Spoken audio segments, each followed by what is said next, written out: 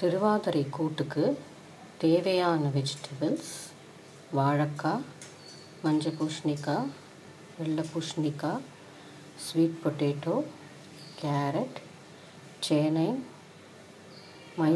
பெங்களூர் கத்திரிக்காய், சேப்பங்கிழங்கு, மொச்சக்கொட்டை.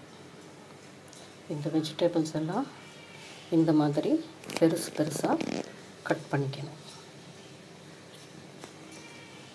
வறுக்கிறதுக்கு தேவையானது தேங்காய் துருவல், ரெட் சில்லிஸ், அரிசி, உளுத்தம்பருப்பு, எள்ளு, கடுகு, கருவேப்பிலை, உப்பு, மஞ்சப்பொடி, புளி. திருவாதிரை கூட்டுக்கு அடுப்பில் கடாய் வச்சுருக்கேன். சொட்டு எண்ணெயை விட்டுருக்கேன், ரிஃபைண்ட் ஆயில். அதில் உளுத்தம்பருப்பு, பட்டை மிளகா, அதுக்கப்புறம் கொஞ்சோண்டு அரிசி, இதெல்லாம் ஃப்ரை பண்ணிக்கணும். நல்ல சிவப்பாக வறுத்துக்கணும். இதுக்கு மேலே திருவின தேங்காயும் நல்ல சிவக்க வறுத்துட்டு இது தனியாக எடுத்துக்கணும். எள்ளை தனியாக வறுத்துக்கணும். அது கிராக்லிங் சவுண்ட் வருது வரைக்கும் அதை வறுத்துட்டு இதெல்லாம் போட்டு சேர்த்து மிக்சியில் நல்லா தண்ணி விட்டு அரைங்க.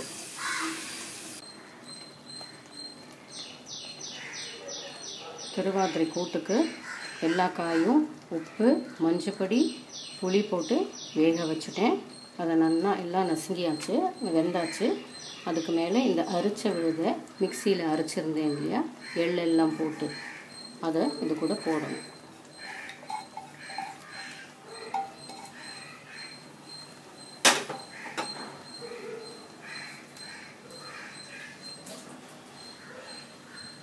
போட்டு கலக்கணும்.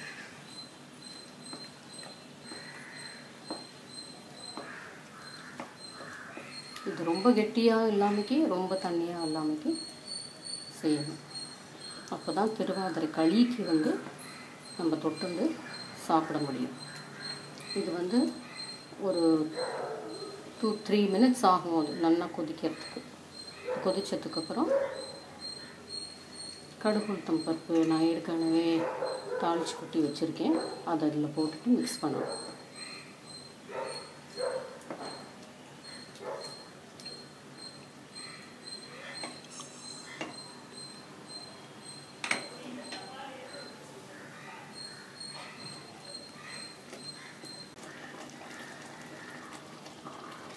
இது நல்லா கொதிச்சாச்சு.